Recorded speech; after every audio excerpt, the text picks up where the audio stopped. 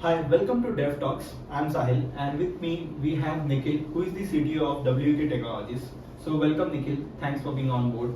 I have a very particular question for you. Recently, we heard that you shifted from a microservice architecture to a monolithic architecture. So, what was the reason behind this?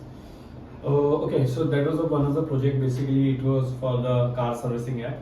So we started with the microservice architecture. We introduced multiple component, but in a span of 2 to 3 months, we encountered that at this stage of business, like when we are launching the product in the market, we are facing a huge infrastructure cost as well as the monitoring was also a bit tough due to the multiple component in the architecture.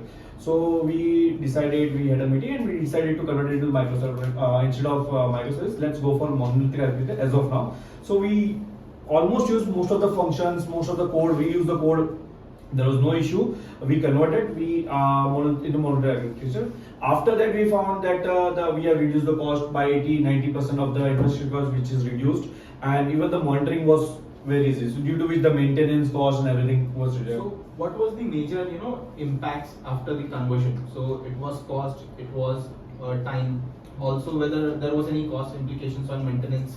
Yeah, because monitoring was hard. We used to use multiple resources, multiple time. So cost is one of the major factor which reduced due to this conversion, and also help us to high scalability. Like we can introduce multiple layers instead of we are right now we don't need to take care of architecture and infrastructure complexity. We just focus on the business complexity and all. So that really helpful and provides the scalability as of now with the low cost. Microsoft architecture do require a lot of maintenance Yeah. to maintain Absolutely. everything.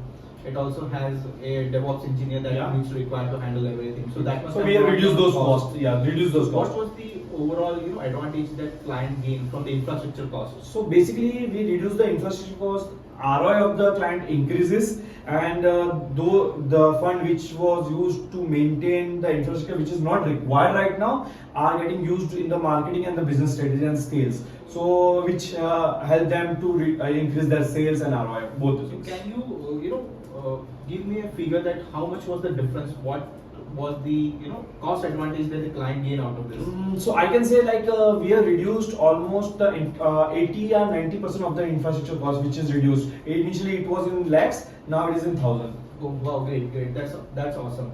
And what is the advantage now with this monolithic architecture? How the entire data has been handled? How much data can this framework handle now? We haven't faced any challenges in terms of data handling, latency, and everything. Like we have kept the infrastructure at the minimal level, but we at the same time will make sure that quality doesn't hamper, the latency doesn't come, even the one services doesn't hamper the other services. So we have taken such steps during the re-architecturing. But yes, cost is now reduced. So, what advice do you will give to other viewers who are using such architecture? What advice you will give? So basically, the architecture, I request the architect when you design an architecture, you need to, yes, definitely it should be futuristic, extensible, flexible. But at what stage you are in the business? That's one of the thing which I do at the initial stage. I don't recommend my client to go for a high infrastructure and a high cost infrastructure or something. We started the base architecture, but at the same time, we as a technical architect, we do take care of the flexibility that at any point of time we need to migrate to the microservice or other architecture. The code and everything should be the flexible enough and which have the extensibility also. So for that, we use the OOPS concepts and all things we do use. So one last question, like in this current trend where everyone is moving to microservice architecture, what inspired you to take this approach and shift the entire microservice architecture to a monolithic one? So, in order to answer your question, I would like to give you there was a classic article published by Amazon Video.